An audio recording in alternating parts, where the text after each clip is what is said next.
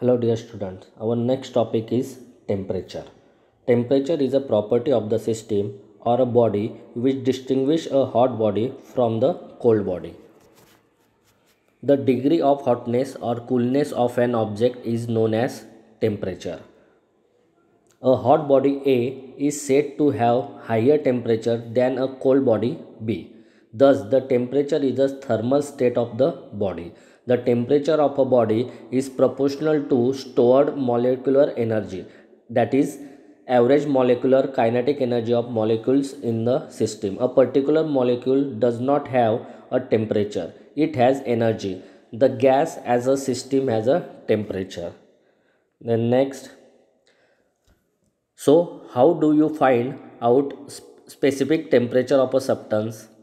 We can measure the temperature of a body by using a device known as thermometer. The first ever thermometer was invented by the prolific inventor Galileo way back in 1953 AD.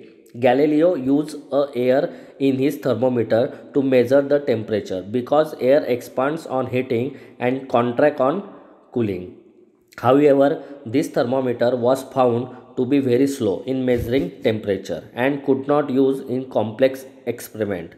The first modern thermometer, the mercury thermometer, was standardized scale was invented by a German maker Daniel Garbel Fahrenheit in 1714. Before that, he also invented alcoholic thermometer in 1709.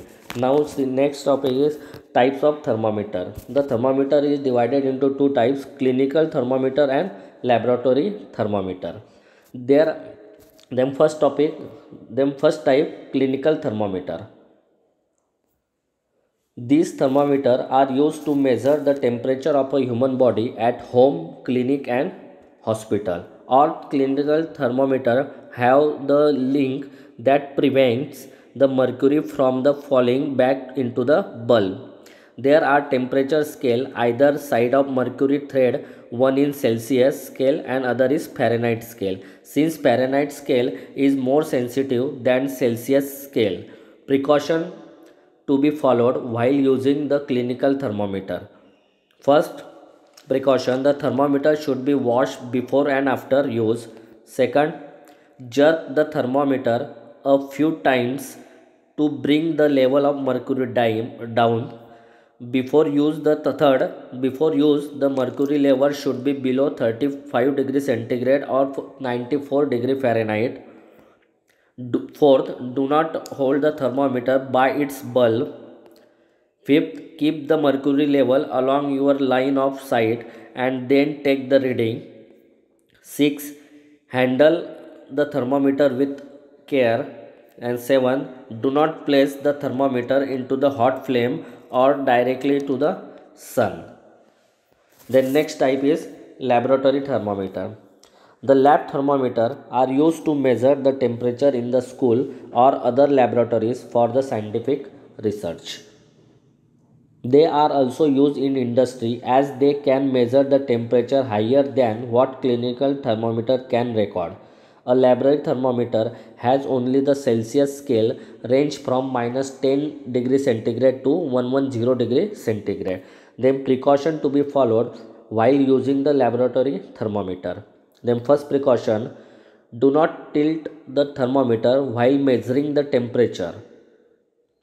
Second, note reading only when the bulb has been surrounded by the substance from all sides.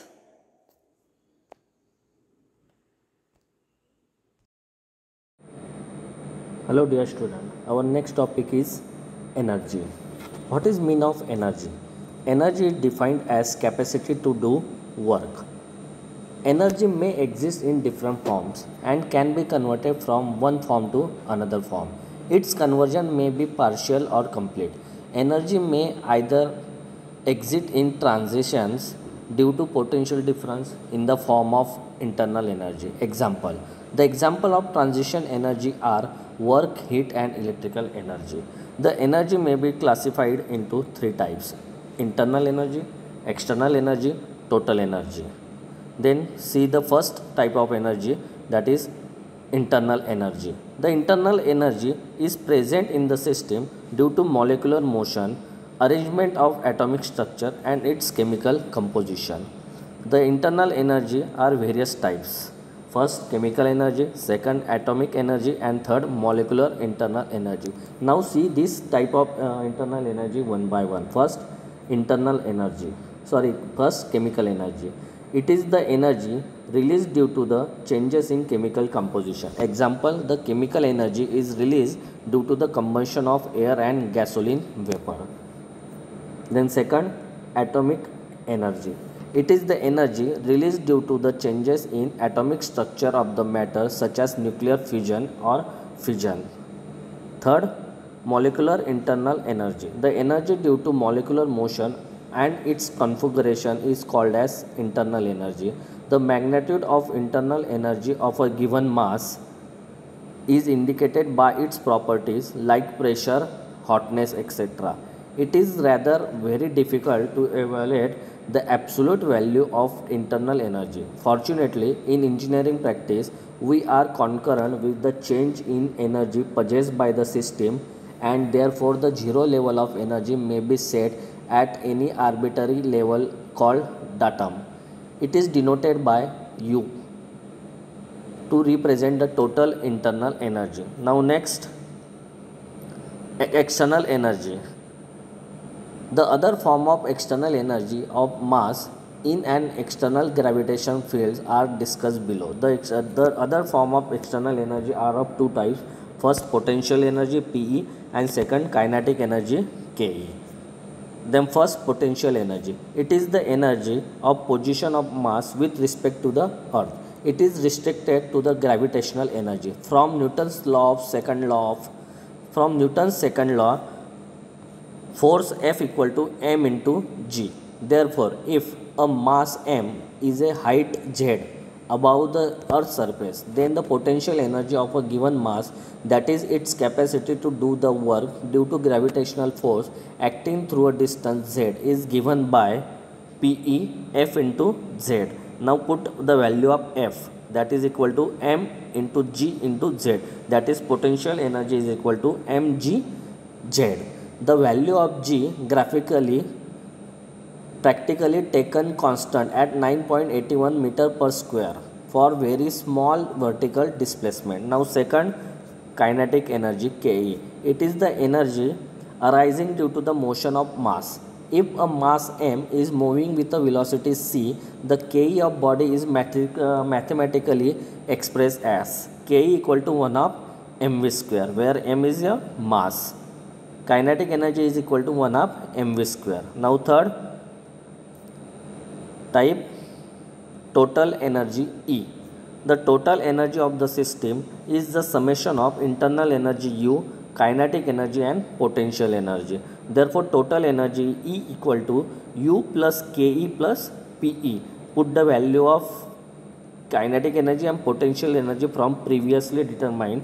U plus 1 half mv square plus m into g into z. Hello dear student, our next topic is state and property. Any thermodynamic system can be identified at any time by a certain observable and measurable characteristics like pressure, volume, temperature, mass, density, etc. The identification of the system by observable and measurable characteristics is called as state of the system. These thermodynamics coordinates represent a system called properties of the systems. Important aspect of the thermodynamic property are: it helps to distinguish one system from another. It represents a unique value when the system is at particular state. It is independent of the path followed by a system in order to attain the required state. It is an exact differential. Example: if T is the thermodynamic property with dt representing its differentiate changes, Then the integration of dt between its initial state 1 and final state 2 of the system will have the value given by the equation integration 1 to 2 dt equal to t2 minus t1. Then next, classification of properties. The properties may be classified in two categories. First, intensive property, and second, extensive property. Now see the first, intensive property. The property which are dependent of mass of system are called as intensive properties. Example, pressure, temperature and viscosity. For example, consider a room where the pressure is P. If the room is divided into number of parts, still we find that the pressure at any point is same and it is equal to original pressure P, though the mass in each part has changes. It shows that intensive property has a definite value and it is independent of mass. Therefore, it represents the point function. Then second type, extensive property.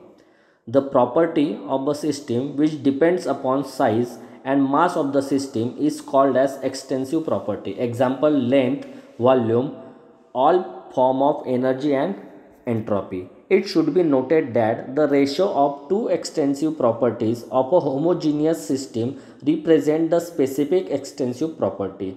For example, mass per unit volume called density represent a specific extensive property. Therefore, the ratio of an extensive property to the mass is called the specific value of that property. Hence, all specific property are intensive properties.